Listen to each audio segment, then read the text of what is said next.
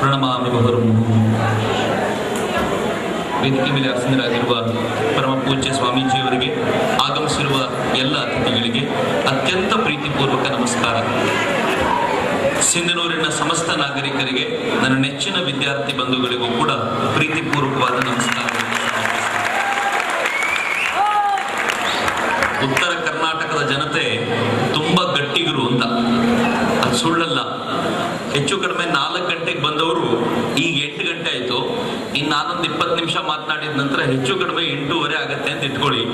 8:30ವರೆಗೂ ಕೂತಿರೋದು, ಕೂತ ನಂತರ ಆ ನಂತರ ಊಟ ಮಾಡ್ಕೊಂಡು ಮನೆಗೆ ಹೋಗುವಾಗ 9:30 10 ಗಂಟೆ, ಹೆಚ್ಚು ಕಡಿಮೆ 6 ಗಂಟೆಗಳ ಕಾಲ ಒಂದು ಕಾರ್ಯಕ್ರಮಕ್ಕೋಸ್ಕರ ಇರೋದು ಅಂತಂದ್ರೆ ಗಟ್ಟಿಯಾಗಿರುವನಿಂದ ಮಾತ್ರ ಸಾಧ್ಯ. ಬಹಳ ಆಶ್ಚರ್ಯ, ಬಹಳ ಸಂತೋಷ. ಆದ್ರೆ ಬಹಳ ಜನರಿಗೆ ಚಡಪಡಿಕೆನೂ ಇದೆ, ಮನೆಗೆ ಹೋಗ್ಬೇಕಲ್ಲ, ಆದಷ್ಟು ಬೇಗ ಅಡಿಗೆ ಮಾಡ್ಬೇಕು ಅಂತ. ಟೆನ್ಷನ್ ಇಲ್ಲ. ನಾನು ಕೇಳಿದೆ ಏನೇನು ಮಾಡಿಸಿದ್ದೀರಿ ಅಂತ. ಅನ್ನ ರಸಂ ಇದೆಯಂತೆ, ಗೋಧಿ ಹುಗ್ಗಿ ಮಾಡಿಸಿದ್ದಾರಂತೆ. ಹೀಗಾಗಿ ಊಟ ಮಾಡ್ಕೊಂಡು ಹಾಯಾಗಿ ಹೋಗ್ಬೋದು. ಹಾಗಾಗಿ ಏನು ತಲೆ ಕೆಡಿಸ್ಕೊಳ್ಳೋ ಅಗತ್ಯ ಇಲ್ಲ. ಯಾಕೆಂದ್ರೆ ಇವತ್ತು ನಾವು ಯಾರ ಕಾರ್ಯಕ್ರಮಕ್ಕೆ ಬಂದಿದ್ದೀವಿ ಅಂತಂದ್ರೆ, ಯಾರು ತನ್ನ ಇಡೀ ಜೀವನವನ್ನ ಈ ರಾಷ್ಟ್ರಕ್ಕೋಸ್ಕರ, ಇಲ್ಲಿನ ಧರ್ಮಕ್ಕೋಸ್ಕರ ತಲೆ ಕೆಡಿಸ್ಕೊಂಡು ಆ ಪುಣ್ಯಾತ್ಮನ ಕಾರ್ಯಕ್ರಮಕ್ಕೆ ಬಂದಿರಬೇಕಾದ್ರೆ ನಮ್ಮ ಒಂದು ರಾತ್ರಿ ಏನು ದೊಡ್ಡ ಸಂಗತಿ ಇಲ್ಲ. ಈ ಮಾತನ್ನ ತುಂಬಾ ಎಚ್ಚರಿಕೆಯಿಂದ ಮತ್ತು ತುಂಬಾ ಗಂಭೀರವಾದ ದನಿಯಲ್ಲಿ ಹೇಳ್ತಿದ್ದೀನಿ. ಯಾಕೆಂದ್ರೆ ವಿವೇಕಾನಂದರು ಎಷ್ಟು ವರ್ಷ, ಈಗ 150ನೇ ಜಯಂತಿಯನ್ನು ಆಚರಣೆ ಮಾಡ್ತಿದ್ದೀವಿ. ಅಂದ್ರೆ ವಿವೇಕಾನಂದರು ಹುಟ್ಟಿ 150 ವರ್ಷ ಆಯ್ತು. 1863 ಹುಟ್ಟಿದ್ರು, 2013 150 ವರ್ಷ ಆಯ್ತು ಅಂತ. ಆದ್ರೆ ಬಹಳ ಜನರಿಗೆ ಗೊತ್ತಿಲ್ಲ, ವಿವೇಕಾನಂದರು ತೀರ್ಕೊಂಡು 110 ವರ್ಷ ಆಯ್ತು. ಅಂದ್ರೆ ಬದುಕಿದ್ದು 40 ವರ್ಷವೂ ಅಲ್ಲ, 39 ವರ್ಷ 5 ತಿಂಗಳು 24 ದಿವಸ ಅಷ್ಟೇ ಸ್ವಾಮಿ ವಿವೇಕಾನಂದರು ಬದುಕಿದ್ದು. 39.5 ವರ್ಷ ಒಬ್ಬ ವ್ಯಕ್ತಿ 39.5 ವರ್ಷ ಬದುಕಿ ಎಷ್ಟು ಅದ್ಭುತವಾದ ಸಾಧನೆ ಮಾಡ್ತಾನೆ ಅಂತಂದ್ರೆ, ಅವನು ತೀರಿಕೊಂಡ 110 ವರ್ಷಗಳ ನಂತರ ಇವತ್ತು ಅವನನ್ನ ಸ್ಮರಿಸ್ಕೊಳ್ತಾ ಇಷ್ಟು ಅಪರೂಪದ ವ್ಯಕ್ತಿ ಬದುಕಿದ್ದ ಅಂತ ಹೇಳ್ತೀವಿ ಅಲ್ಲ, ಅವರು ಬದುಕಿದ ಕಾಲಕ್ಕೆ ಯಾವ ತರ ಬದುಕಿದ ಅನ್ನೋದು ಏನು ಅದ್ಭುತವಾದ ಸಂಗತಿ ನೋಡಿ. ಹೀಗಾಗಿ ನಮ್ಮ ಉತ್ತರ ಕರ್ನಾಟಕದ ಭಾಗದಲ್ಲಿ ಒಂದು ಮಾತನ್ನ ಹೇಳ್ತಾರೆ, ಶರಣರ ಬದುಕನ್ನ ಮರಣದಲ್ಲಿ ಕಾಣಬೇಕು ಅಂತ. ವಿವೇಕಾನಂದರ ಇಡೀ ಜೀವನ ಅವರ ಮುಕ್ತಾಯದ ಹಂತದ ಹೊತ್ತಲ್ಲಿತ್ತಲ್ಲ, ಏನು ಪರಿಪೂರ್ಣವಾಗಿ ಬೆಳಗಿದ ಪ್ರಭೆ ಅದು ಅಂತಂದ್ರೆ, ವಿವೇಕಾನಂದರ ಪ್ರಭೆಯನ್ನ ಸ್ವೀಕರಿಸಲಿಕ್ಕೋಸ್ಕರ ಇಡೀ ಜಗತ್ತು ಬಂತು. ಇವತ್ತು ಸಿಂಧನೂರಿನಲ್ಲಿ ವಿವೇಕಾನಂದರ 150ನೇ ಜಯಂತಿ ಆಚರಣೆ ಮಾಡ್ತಿದ್ದೀರಿ. ಹೆಮ್ಮೆಯಿಂದ ಎದೆ ತಟ್ಕೊಂಡು ಹೇಳ್ತೀನಿ, ನನ್ನ ಭಾರತದ ಈ ಕುವರ್ಣ 150ನೇ ಜಯಂತಿಯನ್ನ ಭಾರತ ದೇಶ ಅಲ್ಲ, ಜಗತ್ತಿನ 120 ರಾಷ್ಟ್ರಗಳು ಆಚರಣೆ ಮಾಡ್ತಾ ಇವೆ ಅಂತಂದ್ರೆ ವಿವೇಕಾನಂದರ ಸಾಧನೆ ಎಂತದ್ದು ಅಂತಂದ್ರೆ, 1893ರಲ್ಲಿ ವಿವೇಕಾನಂದರು ಮಾಡಿದ ಒಂದು ಭಾಷಣದ ಚರ್ಚೆ ಆಯ್ತು. ಒಂದು ಅಪರೂಪದ ಸಂಗತಿ ಹೇಳ್ತೀನಿ ಮಿತ್ರರೇ, ಜಗತ್ತಿನಲ್ಲಿ ಹುಟ್ಟಿದ 100ನೇ ಜಯಂತಿ 10 ಜನರದ ಆಚರಣೆ ಮಾಡಿದ್ದೀವಿ. ಆ ವ್ಯಕ್ತಿ ತೀರ್ಕೊಂಡ 100ನೇ ಸ್ಮೃತಿ ದಿನವನ್ನ 10 ಜನರದ ಆಚರಣೆ ಮಾಡಿದ್ದೀವಿ. ಆದ್ರೆ ಜಗತ್ತಿನಲ್ಲಿ ಯಾವ್ದಾದ್ರೂ ಒಬ್ಬ ವ್ಯಕ್ತಿ ಮಾಡಿರುವ ಭಾಷಣದ 100ನೇ ವರ್ಷದ ಆಚರಣೆ ನಡೆದಿದ್ರೆ ಅದು ಸ್ವಾಮಿ ವಿವೇಕಾನಂದರ ಭಾಷಣದ ಮಾತ್ರ. ಆ ಭಾಷಣ ಎಷ್ಟೊತ್ತಿದ್ದು ಗೊತ್ತಾ? ಯಾವ ಭಾಷಣವನ್ನ 100 ವರ್ಷಗಳ ನಂತರ, 130 140 ವರ್ಷಗಳ ನಂತರ ಇವತ್ತಿಗೂ ನೆನಪಿಸ್ಕೋತೀವೋ, ಆ ಭಾಷಣ ಬರೀ 3.5 ನಿಮಿಷದ್ದು. ಆ ಭಾಷಣದ ಮೇಲೆ ನನ್ನನ್ನು ಕರೆದು ಮಾತನಾಡು ಅಂದ್ರೆ ನಾನು 3 ಗಂಟೆ ಮಾತನಾಡ್ತೀನಿ. ಆದ್ರೆ ಪುಣ್ಯಾತ್ಮ ಸ್ವತಃ ಮಾತಾಡಿದ್ದು 3.5 ನಿಮಿಷ ಮಾತ್ರ. 1893ರ ಆ ಭಾಷಣ ಯಾವ ಜಾಗದಲ್ಲಿ ನಡೆದಿತ್ತೋ ಆ ಜಾಗದಲ್ಲಿ ಇವತ್ತು ಆ ಜಾಗ ನಡೆದ ರೀತಿಯಲ್ಲಿ ಇಲ್ಲ. ಪೂರ್ತಿ ಬಿಲ್ಡಿಂಗ್ ಡೆಮಾಲಿಷನ್ ಮಾಡಿ ಬೇರೆದನ್ನು ಕಟ್ಟಿದ್ದಾರೆ.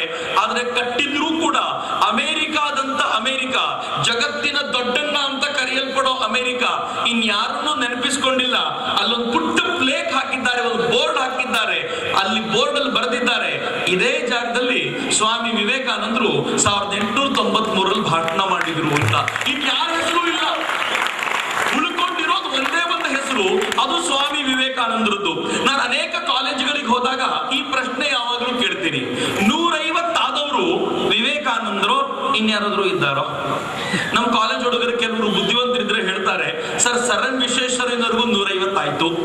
ನಾನು ಕೇಳ್ತೀನಿ, ಇನ್ಯಾರಾದ್ರೂ ಇದ್ದಾರಾ? ಅವ್ರು ಹೇಳ್ತಾರೆ, ರವೀಂದ್ರನಾಥ್ ಟಾಗೋರ್ 150 ಆಯ್ತು ಸರ್, ಇನ್ಯಾರಾದ್ರೂ ಇದ್ದಾರಾ ಅಂತ ಕೇಳಿದ್ರೆ ಹುಡುಗರು ಹೇಳ್ತಾರೆ ಹೇಳ್ತಾರೆ ಯಾರು ಇಲ್ಲ ಬಿಡಿ ಸರ್ ಇಷ್ಟೇ ಇರೋದು ಅಂತ.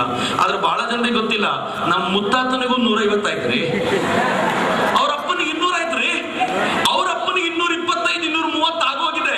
ಆದ್ರೆ ದುರ್ದೈವ ಅವ್ರನ್ನ ಯಾರು ನೆನಪಿಸ್ಕೊಳ್ಳಲ್ಲ.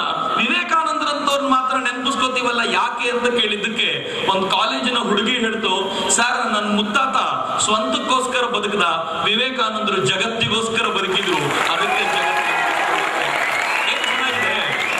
ಈ ಮಾತನ್ನ ಸ್ವಾಮಿ ವಿವೇಕಾನಂದರು ಮೈಸೂರಿನ ಮಹಾರಾಜರಿಗೆ ಬರೆದ ಪತ್ರದಲ್ಲಿ ಬರೀತಾ ಹೇಳ್ತಾರೆ. ಅದ್ಭುತವಾದ ಮಾತು, ಈ ದೇಶದ ಪ್ರತಿಯೊಬ್ರು, ಜಗತ್ತಿನ ಪ್ರತಿಯೊಬ್ರು ನೆನ್ಪಿಟ್ಕೊಳ್ಬೇಕಾದ ಮಾತು. ಆ ಮಾತಿನಲ್ಲಿ ಹೇಳ್ತಾರೆ ಸ್ವಾಮೀಜಿ, ಯಾರು ಇತರರಿಗೋಸ್ಕರ ಬದುಕ್ತಾರೋ ಅವರು ಮಾತ್ರ ಬದುಕ್ತಾರೆ, ಉಳಿದಿರೋರು ಬದುಕಿರೋದಿಲ್ಲ, ಸತ್ ಹೋಗಿರ್ತಾರೆ ಅಂತಂದ್ರು ಸ್ವಾಮೀಜಿ. ಏನ್ ಸುಂದರವಾದ ಮಾತ್ರಿ. ನಮ್ ಬದುಕು ಹೆಂಗಿದೆ ಅಂತ ನೋಡ್ಕೋಬೇಕು ಅಂತಂದ್ರೆ ನಾವು ಬೇರೆಯವರಿಗೋಸ್ಕರ ಬದುಕ್ತೀವ ಅಂತ ನೋಡ್ಬೇಕು ಅಂತ ಸ್ವಾಮಿ ವಿವೇಕಾನಂದರು ಹೇಳ್ತಾರಲ್ಲ, ಇದು ಇವತ್ತಿನ ಸಮಾಜಕ್ಕೆ ಆಳಕ್ಕೆ ಇಳಿಯಬೇಕಾದಂತ ಒಂದು ಶ್ರೇಷ್ಠ ಚಿಂತನೆ ಅನ್ನೋದನ್ನ ನಾವು ಅರ್ಥಕೋಬೇಕು. ನೆನಪು ಮಾಡ್ಕೊಳ್ಳಿ, ಸ್ವಾಮಿ ವಿವೇಕಾನಂದರು ಯುರೋಪ್ ತಿರುಗಾಡಿದ್ರು, ಅಮೆರಿಕ ತಿರುಗಾಡಿದ್ರು. ಇಡೀ ಯುರೋಪ್ ಮತ್ತು ಅಮೆರಿಕ ಭಾರತದ ಬಗ್ಗೆ ಯಾವ ತರ ತಿಳ್ಕೊಂಡಿತ್ತು ಅಂತಂದ್ರೆ, ಭಾರತ ಅಂತಂದ್ರೆ ಮೂಢನಂಬಿಕೆಗಳ ರಾಷ್ಟ್ರ, ಭಾರತ ಅಂದ್ರೆ ಕಲ್ಲುಗಳನ್ನ ಪೂಜಿಸುವಂತ ರಾಷ್ಟ್ರ. ಯಾಕೆಂದ್ರೆ ಅವರು ಕ್ರಿಶ್ಚಿಯನ್ರು, ಮೂರ್ತಿ ಪೂಜೆಯಲ್ಲಿ ನಂಬಿಕೆ ಇಲ್ಲ ಅವರಿಗೆ. ಅವ್ರು ಹೇಳ್ತಾರೆ ಅತ್ಯಂತ ಅನಾಗರಿಕರ ನಾಡು ಅಂತ ಯಾವ್ದಾದ್ರು ಇದ್ರೆ ಅದು ಜಗತ್ತಿನಲ್ಲಿ ಭಾರತ ಅಂತ ಇಡೀ ಜಗತ್ತು ಭಾವಿಸ್ಕೊಂಡಿತ್ತು. ಆ ಹೊತ್ತಲ್ಲಿ ಅಮೆರಿಕಾದ ವೇದಿಕೆ ಮೇಲೆ ನಿಂತ್ಕೊಂಡ್ರು. ಬಹಳ ಜನರಿಗೆ ಗೊತ್ತಿಲ್ಲ, ಅಮೆರಿಕ ಈ ದೊಡ್ಡ ಕಾರ್ಯಕ್ರಮವನ್ನ, ಸರ್ವಧರ್ಮ ಸಮ್ಮೇಳನವನ್ನ ಆಚರಣೆ ಮಾಡಿದ್ದು ಜಗತ್ತಿನ ಎಲ್ಲ ಧರ್ಮದವರನ್ನ ಒಂದ್ ಕಡೆ ತರಬೇಕು ಅಂತಲ್ಲ, ಜಗತ್ತಿನ ಎಲ್ಲ ಧರ್ಮದವರನ್ನ ಒಂದ್ ಕಡೆ ಕೂರಿಸಿ ಜಗತ್ತಿನ ಜನರಿಗೆ ಹೇಳಬೇಕು, ಈ ಎಲ್ಲ ಧರ್ಮಗಳ ಮಾತನ್ನು ಕೇಳಿದ್ದೀರಲ್ಲ, ಈ ಮಾತುಗಳ ನಡುವೆ ಕೇಳಿ ಕ್ರಿಶ್ಚಿಯನ್ ಧರ್ಮ ಎಷ್ಟು ಶ್ರೇಷ್ಠ ಅಂತ ನಿಮ್ಗೆ ಗೊತ್ತಾಗುತ್ತೆ ಅಂತ ಪ್ರೂವ್ ಮಾಡಬೇಕು ಅಂತ ಮಾಡಿದ್ರು. ಒಂದು ಪತ್ರಿಕೆ ಬರೀತು, ನಾವು ಕ್ರಿಶ್ಚಿಯನ್ ಧರ್ಮ ಶ್ರೇಷ್ಠ ಅಂತ ಪ್ರೂವ್ ಮಾಡಬೇಕು ಅಂತಾನೆ ಕಾರ್ಯಕ್ರಮ ಮಾಡಿದ್ವಿ. ದುರ್ದೈವ, ಈ ಮನುಷ್ಯ ಒಬ್ಬ ಬಂದ್ಬಿಟ್ಟ, ಎಲ್ಲ ಹಾಳು ಮಾಡ್ಬಿಟ್ಟ. ಒಬ್ಬ ವಿವೇಕಾನಂದರು ಆ ದೊಡ್ಡ ವೇದಿಕೆ ಮೇಲೆ ನಿಂತು ಭಾಷಣ ಮಾಡ್ತಾ ಹೇಳ್ತಾರೆ, ಇಡೀ ಭಾರತದ ಬಗ್ಗೆ ಕೆಟ್ಟ ಕಲ್ಪನೆಯಲ್ಲಿದ್ದಾಗ ಸ್ವಾಮಿ ವಿವೇಕಾನಂದರು ಹೇಳ್ತಾರೆ, ನನ್ನ ದೇಶದ ಹೆಸರನ್ನು ಉಚ್ಚಾರ ಮಾಡ್ಲಿಕ್ಕೂ ಯೋಗ್ಯತೆ ಇಲ್ಲ ಬಹಳ ಜನರಿಗೆ. ಯಾಕೆ ಯೋಗ್ಯತೆ ಇಲ್ಲ? ನಿಮ್ಮ ದೇಶದಿಂದ ನಿಮ್ಮ ಜನರನ್ನ ನೀವು ಓಡಿಸಿದ್ರಲ್ಲ, ಅವತ್ತು ಜಗತ್ತಿನಲ್ಲಿ ಯಾರು ಅವರಿಗೆ ಆಶ್ರಯ ಕೊಡ್ಲಿಲ್ಲ, ಅಂತವರಿಗೂ ಆಶ್ರಯ ಕೊಟ್ಟಂತ ಜಗತ್ತಿನ ಏಕೈಕ ರಾಷ್ಟ್ರ ನನ್ನ ಭಾರತ. ಎಷ್ಟು ಜನ ಬಂದ್ರು? ಇಸ್ರೇಲ್ನ ಜನ ಓಡಿ ಬಂದ್ರು, ಅವರಿಗೆ ಆಶ್ರಯ ಕೊಟ್ವಿ. ಪಾರ್ಸಿಗಳು ಬಂದ್ರು, ಅವರಿಗೆ ಆಶ್ರಯ ಕೊಟ್ವಿ. ಬಹಳ ದೂರ ಯಾಕೆ? ವಿವೇಕಾನಂದರ ದೇಹತ್ಯಾಗದ ನಂತರ, ಚೀನಾ ಟಿಬೆಟ್ ಅನ್ನ ವಶಪಡಿಸಿಕೊಂಡ ನಂತರ ದಲೈಲಾಮಾ ಓಡಿ ಬಂದ್ರು, 14 ವರ್ಷದ ಕರ್ಮಪ್ಪ ಭಾರತಕ್ಕೆ ಓಡಿ ಬಂದ್ರು. ಜಗತ್ನಲ್ಲಿ ಯಾರು ಆಶ್ರಯ ಕೊಡ್ಲಿಲ್ಲ, ನನ್ನ ರಾಷ್ಟ್ರ ಕೊಡ್ತೀರಿ, ಇದು ಭಾರತ. ಈ ಮಾತುಗಳನ್ನ ಸ್ವಾಮಿ ವಿವೇಕಾನಂದರು ಜಗತ್ತಿನ ಮುಂದೆ ಹೇಳೋದಲ್ಲದೆ ಸ್ವಾಮೀಜಿ ಹೇಳ್ತಾರೆ, ನೀವು ಜಗತ್ನಲ್ಲಿ ನಿಮ್ ಮತಗಳನ್ನ, ನಿಮ್ ಪಂಥಗಳನ್ನ ಧರ್ಮ ಸಹಿಷ್ಣುಗಳು ಅಂತ ಕರೆಸ್ಕೊಳ್ತೀರಿ, ಆದ್ರೆ ನಾವು ಧರ್ಮ ಸಹಿಷ್ಣುಗಳಲ್ಲಪ್ಪ ಅಂದ್ರು. ಎಲ್ರಿಗೂ ಆಶ್ಚರ್ಯ, ಧರ್ಮ ಸಹಿಷ್ಣುಗಳಲ್ಲ ಅಂತಾರಲ್ಲ ಇವರು ಅಂತ. ಸ್ವಾಮೀಜಿ ಏನ್ ಹೇಳಿದ್ರು ಗೊತ್ತಾ? ಧರ್ಮ ಸಹಿಷ್ಣು ಅಂದ್ರೆ ಅರ್ಥ ಏನ್ ಗೊತ್ತಾ? ನಿನ್ನ ಧರ್ಮ ಸರಿ ಇಲ್ಲ, ನಾನು ಅಡ್ಜಸ್ಟ್ ಮಾಡ್ಕೊಳ್ತೀನಿ ಅಂತ ಹೇಳೋದು ಧರ್ಮ ಸಹಿಷ್ಣುತ. ಆದ್ರೆ ನಾವು ನಿನ್ನ ಧರ್ಮವು ಸರಿಯಾಗಿದೆ ಅಂತ ಹೇಳುವಂತ ಹಿಂದೂ ಧರ್ಮದವರು, ಜಗತ್ತಿನ ಎಲ್ಲರನ್ನೂ ಅಪ್ಪಿಕೊಳ್ಳುವಂತ ಧರ್ಮ ನಮ್ಮದು ಅಂತ ಸ್ವಾಮಿ ವಿವೇಕಾನಂದರು ಹೇಳಿದಾಗ ಜಗತ್ತು ಬೆಕ್ಕಸ ಬೆರಗಾಯ್ತು. ಅಮೆರಿಕಾದ ಒಂದು ಪತ್ರಿಕೆ ಬರೀತು, ನಾವು ಕ್ರಿಶ್ಚಿಯನ್ ಮಿಷನರಿಗಳನ್ನ ದುಡ್ಡು ಕೊಟ್ಟು ಭಾರತಕ್ಕೆ ಕಳಿಸ್ತೀವಿ, ಈ ಜನರನ್ನ ನಾಗರಿಕರನ್ನಾಗಿ ಮಾಡಿ ಅಂತ. ಆದ್ರೆ ವಿವೇಕಾನಂದರನ್ನು ನೋಡಿದ್ಮೇಲೆ ನಮ್ಗೆ ಅನ್ಸುತ್ತೆ, ಭಾರತದಿಂದ ಇಂಥ ಮಿಷನರಿಗಳನ್ನು ಕರೆಸ್ಕೊಂಡು ನಾವು ಪಾಠ ಕಲಿಬೇಕಾಗಿದೆ ಇವತ್ತು ಅಂತ ಅಮೆರಿಕಾದ ಪತ್ರಿಕೆ ಬರೆಯುತ್ತೆ ಅಂತಂದ್ರೆ ಈ ಮನುಷ್ಯ ಎಂತ ಮ್ಯಾಜಿಕ್ ಮಾಡಿರ್ಬೋದು ಯೋಚನೆ ಮಾಡಿ. ಈ ಮನುಷ್ಯನ ಮಾತಿನಲ್ಲಿ ಎಂತ ಮ್ಯಾಜಿಕ್ ಇತ್ತು ಅಂತಂದ್ರೆ, ಸ್ವಾಮಿ ವಿವೇಕಾನಂದರು ಭಾಷಣಕ್ಕೆ ಅಂತ ನಿಂತ್ರೆ ಇಡೀ ಸಮೂಹ ಮಂತ್ರಮುಗ್ಧವಾಗ್ತಿತ್ತು. ಒಂದು ಹೆಣ್ಮಗಳ ಬಗ್ಗೆ ಓದ್ದೆ, ಜರ್ಮನಿಯ ಹೆಣ್ಮಗಳು ಎಸ್ಕೆ ಬ್ಲಾಜೆಟ್ ಅಂತ ಅವಳ ಹೆಸರು. ಒಂದ್ಸಲ ಮೈಸೂರಿಗೆ ಹೋಗ್ಬೇಕಾದ್ರೆ ಯಾವ್ದೋ ಪುಸ್ತಕ ತೆಗೆದು ವಿವೇಕಾನಂದರ ಬಗ್ಗೆ ಓದ್ತಾ ಇದ್ದೆ, ಇದೇ ಪೇಜ್ ಸಿಕ್ತು. ಆ ಹೆಣ್ಮಗಳು ವಿವೇಕಾನಂದರ ಭಾಷಣ ಕೇಳಲಿಕ್ಕೆ 7-8 ಮೈಲುಗಳ ದೂರದಿಂದ ಬರ್ತಿದ್ಲಂತೆ. ಪ್ರತಿ ಸಲ ಅವಳು ಬರೋದು ಲೇಟ್ ಆಗ್ತಿತ್ತು, ಹಿಂಗೆ ಹಾಲು ತುಂಬೋಗ್ತಿತ್ತು. ಎಲ್ಲೋ ಹಿಂದೆ ಕೂತ್ಕೊಂಡು ಕಾರ್ಯಕ್ರಮದಲ್ಲಿ ಕೇಳಬೇಕು. ಆವಾಗ ಈ ತರ ಮೈಗಿರೋ ಕಾಲವೂ ಅಲ್ಲ, ವಿವೇಕಾನಂದರು ಮಾತನಾಡಿದ್ದನ್ನು ಕಿವಿ ಇಟ್ಟು ಕೇಳಬೇಕು. ಈ ಪುಣ್ಯಾತ್ಮನ ಮುಖ ದರ್ಶನವೂ ಆಗ್ಲಿಲ್ಲ ಅವಳಿಗೆ. ಒಂದು ವಾರ ಆದ್ಮೇಲೆ ಏನೋ ಅವಳು ಪುಣ್ಯ, ಮುಂದಿನ ಸಾಲಿನಲ್ಲಿ 1 ಸೀಟ್ ಖಾಲಿ ಇತ್ತು. ಬಂದು ಕೂತ್ಕೊಂಡ್ಲಂತೆ. ವಿವೇಕಾನಂದರ ಭಾಷಣ ಕೇಳಿ ಮಂತ್ರ ಮುಗ್ಧಳಾಗ್ಬಿಟ್ಟು ರಾಜಕಾರಣದ ಓಗಕ್ಕೆ ಮರಳಾದ್ಲು. ವಿವೇಕಾನಂದರ ಭಾಷಣ ಮುಗಿದು ಕೆಳಗಿಳಿದು ಬಂದ್ರೆ ಇವಳು ಎದ್ದಿದ್ಕೊಂಡು ಗಾಬರಿಯ ಕೈ ಮುಂದೆ ಚಾಚಿದ್ಲು. ಸ್ವಾಮೀಜಿ ಅವಳು ಶೇಕ್ ಹ್ಯಾಂಡ್ ಮಾಡಿದ್ರು. ಎಷ್ಟು ದೂರದಿಂದ ಬರ್ತಿದ್ಯಾ ಅಂದ್ರೆ 7 ಮೈಲು ದೂರ ಅಂದು. ಹೌದಾ, ವೆರಿ ಗುಡ್ ಅಂತ ಸ್ವಾಮೀಜಿ ಹೇಳಿ ಹೋದ್ರು ಅಷ್ಟೇ. ಆ ಹೆಣ್ಮಗಳು ತನ್ನ ಡೈರಿಯಲ್ಲಿ ಬರ್ಕೊಳ್ತಾಳೆ, ಅದಾದ್ಮೇಲೆ ನಾನು 3 ದಿನ ಊಟನೇ ಮಾಡ್ಲಿಲ್ಲ. ಯಾಕೆ ಮಾಡ್ಲಿಲ್ಲ ಅಂದ್ರೆ ಊಟ ಮಾಡಿದ್ರೆ ಕೈ ತೊಳ್ಕೊಳ್ಬೇಕು, ಕೈ ತೊಳ್ಕೊಂಡ್ರೆ ಈ ಮನುಷ್ಯ ಮುಟ್ಟಿದ ಫ್ಲೇವರ್ ಹೋಗ್ಬಿಡುತ್ತಲ್ಲ ಅಂತ ಊಟ ಮಾಡ್ತಾ ಇದ್ದೆ. ಬೆಂಗಳೂರಲ್ಲಿ ಒಬ್ಬ ವ್ಯಕ್ತಿ ಇದ್ರಂತೆ, ನಂಗೆ ಅನೇಕ ಸ್ವಾಮೀಜಿಗಳು ಹೇಳ್ತಿರ್ತಾರೆ. ಆ ವ್ಯಕ್ತಿ ವಿವೇಕಾನಂದರನ್ನು ಭೇಟಿ ಮಾಡಿದವರು. ಒಬ್ಬ ಸ್ವಾಮೀಜಿ ಅವರನ್ನು ಕೇಳಿದ್ರಂತೆ, ನೀವು ವಿವೇಕಾನಂದರನ್ನ ಭೇಟಿ ಮಾಡಿದ್ರಲ್ಲ ಹೆಂಗಿತ್ತು? ಆ ಸ್ವಾಮೀಜಿ ಹೇಳಿದ್ರು, ಯಾವಾಗ್ಲಾದ್ರೂ ಝೂ ಹೋಗಿದ್ಯಾ? ಇವ್ರು ಅಂದ್ರು. ಅಲ್ಲಿ ಸಿಂಹವನ್ನು ನೋಡಿದ್ಯಾ? ಹೇಳಿದ್ರು, ನೋಡಿದೀನಿ. ನಾನು ಸಿಂಹಕ್ಕೆ ಶೇಕ್ ಹ್ಯಾಂಡ್ ಮಾಡಿದ್ದೀನಿ ಕಣೋ, ಅದು ವಿವೇಕಾನಂದ ಅಂತ. ಏನಿರ್ಬೋದ್ರಿ ವಿವೇಕಾನಂದರ ಭಾವ ಹೆಂಗಿದ್ದಿರ್ಬೋದು? ವಿವೇಕಾನಂದರ ಮಾತುಗಳ ಪ್ರಭಾವ ಹೆಂಗಿತ್ತು ಅಂತಂದ್ರೆ ಅಮೆರಿಕ ಕೂತ ಜಾಗದಲ್ಲಿ ತಲೆದೂಗ್ತು. ಯುರೋಪ್ ವಿವೇಕಾನಂದರ ಮಾತಿಗೆ ಬೆರಗಾಯ್ತು. ಮನುಷ್ಯರೇನು, ಪ್ರಾಣಿಗಳು ಬೆರಗಾಗಿ ನಿಂತರು. ವಿವೇಕಾನಂದರು ಒಂದಿನ ಹೀಗೆ ನಡ್ಕೊಂಡು ಹೋಗ್ತಿದ್ರು. ಬಹುಶಃ ಯುರೋಪ್ ನಲ್ಲಿ ನಡೆದ ಘಟನೆ. ಅವ್ರ ಶಿಷ್ಯರು ಜೊತೆಯಲ್ಲಿದ್ರು. ಒಂದು ಗೂಳಿ ಬಂತು. ಈ ಗೂಳಿಗಳಿಗೆ ಕೆಂಪು ಬಣ್ಣ ಕಂಡ್ರೆ ಆಗೋದಿಲ್ಲ, ಬಹಳ ಜನರಿಗೆ ಗೊತ್ತು. ವಿವೇಕಾನಂದರು ಕೇಸರಿ ಬಣ್ಣ ಕೆಂಪಿಗೆ ಹತ್ರ ಇದ್ದಿದ್ರಿಂದ ಅಟ್ಟಿಸ್ಕೊಂಡು ಬಂತು. ಅಕ್ಕಪಕ್ಕದಲ್ಲಿದ್ದ ಶಿಷ್ಯರು ಗುರುಗಳನ್ನು ಮರೆತು ಒಬ್ಬೊಬ್ರು ಒಂದೊಂದು ದಿಕ್ಕಲ್ಲಿ ಹಾರ್ಕೊಂಡು ಹೋದ್ರು. ವಿವೇಕಾನಂದರು ಎದುರುಗಡೆ ನಿಂತಿದ್ರು. ಆ ಗೂಳಿ ಹತ್ರಕ್ಕೆ ಬಂತು. ಗೂಳಿಯ ಕಣ್ಣಲ್ಲಿ ಕಣ್ಣಿಟ್ಟು ವಿವೇಕಾನಂದರು ಹೆಂಗ್ ನೋಡಿದ್ರು ಅಂದ್ರೆ 10 ಅಡಿ ದೂರದಲ್ಲಿ ಗೂಳಿ ಹಂಗೆ ನಿಂತ್ಕೋತು. 1-2 ನಿಮಿಷ ಆದ್ಮೇಲೆ ಆ ಗೂಳಿ ಪುಟ್ಟ ನಾಯಿ ಮರಿ ತರ ವಾಪಸ್ ಹೋಗ್ಬಿಡ್ತು. ಈ ಜೊತೆಗೆಲ್ಲ ಮೇಲೆ ಏರಿದ್ರಲ್ಲ, ಮರ ಹತ್ತಿದ್ರಲ್ಲ, ಮರದ ಹಿಂದೆ ಮುಚ್ಚಿಟ್ಕೊಂಡಿದ್ರಲ್ಲ, ಅವರೆಲ್ಲ ಓಡ್ ಬಂದ್ರು. ಸ್ವಾಮೀಜಿ, ಗೂಳಿ ಬಂದಾಗ ನೀವು ಎದುರುಗಡೆ ನಿಂತಿದ್ರಲ್ಲ, ಹುಚ್ಚಿಗೆ ಹಿಡಿದಿತ್ತ ನಿಮ್ಗೆ? ನೀವು ಆ ಗೂಳಿ ಎದುರು ನಿಂತು ಏನ್ ಮಾಡ್ತಿದ್ರಿ ಅಂತ ಕೇಳಿದ್ರೆ ಏನಂದ್ರೆ ಗೊತ್ತಾ ಸ್ವಾಮೀಜಿ? ಯಾಕೆ ಸ್ವಾಮೀಜಿ ಕಂಡ್ರೆ ಪ್ರೀತಿ ಅಂದ್ರೆ ಆ ಕಾರಣಕ್ರಿ. ಸ್ವಾಮೀಜಿ ಹೇಳ್ತಾರೆ, ಏನಿಲ್ಲ, ಆ ಗೂಳಿಯ ಕಣ್ಣಲ್ಲಿ ಕಣ್ಣಿಟ್ಟು ನೋಡಿ ನಾನು ಯೋಚನೆ ಮಾಡ್ತಿದ್ದೆ, ಆ ಗೂಳಿ ನನ್ನನ್ನು ತಿವಿದ್ರೆ ಎಷ್ಟು ದೂರ ಹಾಳು ಬೀಳ್ಬೋದು ಅಂತ ಲೆಕ್ಕ ಮಾಡ್ಕೊಂಡು ನಿಂತಿದ್ದೆ ನಾನು ಅಂದ್ರು ಸ್ವಾಮೀಜಿ. ಪಕ್ಕದಲ್ಲಿದ್ದವರೆಲ್ಲ ಗಾಬರಿ ಆಗ್ಬಿಟ್ರು. ಈ ಮನುಷ್ಯ ಗೂಳಿ ಗುದ್ದಿದ್ರೆ ಸಾಯ್ಬೋದು ಅಂತ ಯೋಚನೆ ಇರ್ಬೇಕಾದಾಗ್ಲೂ ಕೂಡ ಇಷ್ಟು ಕೂಲ್ ಆಗಿರ್ಬೋದು ಅನ್ನೋದಾದ್ರೆ ಸಾಮಾನ್ಯವಾದ ವ್ಯಕ್ತಿ ಅಲ್ಲ ಸ್ವಾಮಿ ವಿವೇಕಾನಂದರು ಅಂತ ಯುರೋಪ್ ಅಮೆರಿಕ ಲೆಕ್ಕ. ನಾವೆಲ್ಲ ಎಂತ ಸಾಮಾನ್ಯರು ಗೊತ್ತೇನು? ಎಂತ ಚೀಪ್ ಅಂದ್ರೆ ವಿವೇಕಾನಂದರ ಎಂತವ್ರು ಅನ್ನೋದ್ರ ಬಗ್ಗೆ ತುಂಬಾ ಚರ್ಚೆ ಮಾಡ್ತೀವಿ. ವಿವೇಕಾನಂದರ ಜೀವನದ ಬಗ್ಗೆ ಚರ್ಚೆ ಮಾಡ್ತೀವಿ. ಅನೇಕರು ವಿವೇಕಾನಂದರ ಸಾವಿನ ಬಗ್ಗೆ ಚರ್ಚೆ ಮಾಡ್ತಾರೆ. ವಿವೇಕಾನಂದರ ದೇವರು ಅಂತಂದ್ರೆ ನಮ್ಮಲ್ಲಿ ಅನೇಕ ಪತ್ರಕರ್ತರಿದ್ದಾರೆ, ಎಡಪಂಥೀಯ ಪತ್ರಕರ್ತರು. ಅವ್ರು ವಿವೇಕಾನಂದರ ದೇವರಪ್ಪ ಅಂತ ನಮ್ಗೆ ಸಹಜ ಅನ್ಸತ್ರಿ.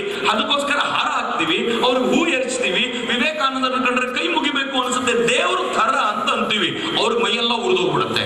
ವಿವೇಕಾನಂದರ ದೇವರಲ್ಲ ಅಂತ ಪ್ರೂವ್ ಮಾಡ್ಲಿಕ್ಕೆ ಹೆಣಗಾಡ್ತಾ ಇರ್ತಾರೆ. ಆದ್ರೆ ನಿಮ್ಗೆ ಗೊತ್ತಿರ್ಲಿ, ವಿವೇಕಾನಂದರನ್ನ ದೇವರು ಅಂತ ಪ್ರೂವ್ ಮಾಡ್ಲಿಕ್ಕೆ ಎಡಪಂಥೀಯರು ಬೇಕಾಗಿಲ್ಲ. ಒಂದ್ಸಲ ಗ್ರೀಸ್ ದೇಶದಲ್ಲಿ ವಿವೇಕಾನಂದರು ನಡ್ಕೊಂಡು ಹೋಗ್ತಾ ಇದ್ರು. 3-4 ಜನ ಜೊತೆಯಲ್ಲಿ. ವಿವೇಕಾನಂದರು ಹೋಗ್ತಿರ್ಬೇಕಾದ್ರೆ ಶಿಷ್ಯರಿಗೆ ಗೊತ್ತಾಗದೆ ವೇಷವಾಟಿಕೆ ನಡೆಯುವ ಒಂದು ಜಾಗ ಕರ್ಕೊಂಡು ಹೋಗ್ಬಿಟ್ಟು, ಗೊತ್ತೇ ಆಗಿರ್ಲಿಲ್ಲ ಯಾರಿಗೂ. ಅಲ್ಲಿ ಹೋದ ತಕ್ಷಣ ಗೊತ್ತಾಯ್ತು, ಛೇ ವಿವೇಕಾನಂದರಂತವ್ರನ್ನ ಈ ಜಾಗಕ್ಕೆ ತರಬಾರ್ದಾಗಿತ್ತಲ್ಲ ಅಂತ ಬೇಜಾರು ಮಾಡ್ಕೊಂಡು ವಿವೇಕಾನಂದರ ಕೈ ಇಟ್ಕೊಂಡು ಎಳ್ಕೊಂಡು ಹೋಗ್ತಾ ಇದ್ರೆ ಸ್ವಾಮೀಜಿಗೆ ಏನು ಅಂತ ಗೊತ್ತಾಗ್ತಿಲ್ಲ, ಯಾಕಿಷ್ಟು ಓಡಿಸ್ಕೊಂಡು ಹೋಗ್ತಿದ್ದಾರೆ ಅಂತ.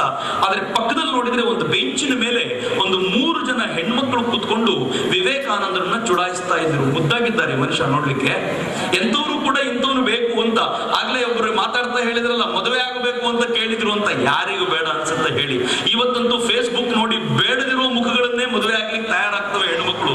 ಅಂತದ್ರಲ್ಲಿ ವಿವೇಕಾನಂದರಂತ ಒಂದು ಸುಂದರವಾದ ಮುಖವನ್ನ ಯಾರು ತನ್ನ ಗಂಡ ಆಗ್ಬೇಕು ಅಂತ ಎಕ್ಸ್ಪೆಕ್ಟ್ ಮಾಡಲ್ಲ. ಆ ಹೆಣ್ಮಕ್ಳು ಸಹಜವಾಗಿಯೇ ಚುಡಾಯಿಸ್ಲಿಕ್ಕೆ ಶುರು ಮಾಡಿದ್ವು. ಶುರು ಮಾಡಿದ ತಕ್ಷಣ ವಿವೇಕಾನಂದರಿಗೆ ಎಲ್ಲ ಅರ್ಥ ಆಯ್ತು, ದೇರ್ ಲೈಸ್ ದ ಹೀರೋ, ಅವನ್ ನಿಜವಾದ ಹೀರೋ. ಅದಕ್ಕೆ ಎಲ್ಲರೂ ಬೇರೆಯವರಾಗಿದ್ರೆ ಈ ಶಿಷ್ಯರ ಮುಂದೆ ತಪ್ಪಿಸ್ಕೊಂಡಾದ್ರೂ ಓಡ್ಲಿಕ್ಕೆ ನೋಡ್ತಿದ್ರು. ಸ್ವಾಮೀಜಿ ಓಡ್ಲಿಲ್ಲ. ಆ 3 ಹೆಣ್ಮಕ್ಳ ಹತ್ರಕ್ಕೆ ಹೋದ್ರು. ಮಂಡಿಯವರು ಕುಳಿತರು. ಅವ್ರ ಕಣ್ಣಿಂದ ಧಾರಾಕಾರವಾಗಿ ನೀರು ಸುರಿತಾ ಇತ್ತು.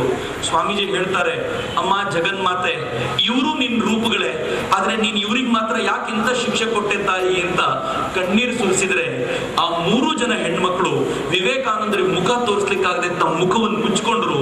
ಈ ಕೈ ಬೆರಳಿನ ಸಂಧಿಯಿಂದ ವಿವೇಕಾನಂದರು ಮುಖ ನೋಡ್ತಾ ಒಂದ್ ಹೆಣ್ಮಗಳು ಹೇಳಿದ್ರಂತ, ಅಯ್ಯೋ ಸಾಕ್ಷಾತ್ ದೇವರು ನನ್ನ ಎದುರಿಗೆ ಬಂದ್ಬಿಟ್ಟಿದ್ದಾನೆ, ಯೇಸು ಕ್ರಿಸ್ತನ ನನ್ನ ಎದುರಿಗೆ ಬಂದ್ಬಿಟ್ಟಿದ್ದಾನೆ, ಅವನಿಗೆ ಮುಖ ತೋರಿಸೋ ಯೋಗ್ಯತೆ ನಾನು ಉಳಿಸ್ಕೊಂಡಿಲ್ವಲ್ಲ ಅಂತ ಗ್ರೀಸಿನ ವೇಶ್ಯೆಯರಿಗೆ ವಿವೇಕಾನಂದರಲ್ಲಿ ದೇವರು ಕಂಡ್ರು.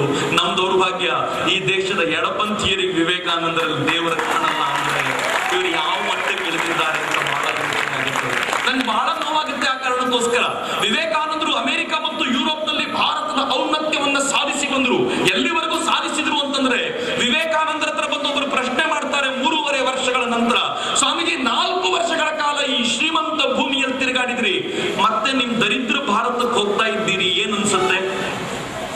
ಹೆಂಗಿರ್ಬೋದು ಈ ಪ್ರಶ್ನೆ?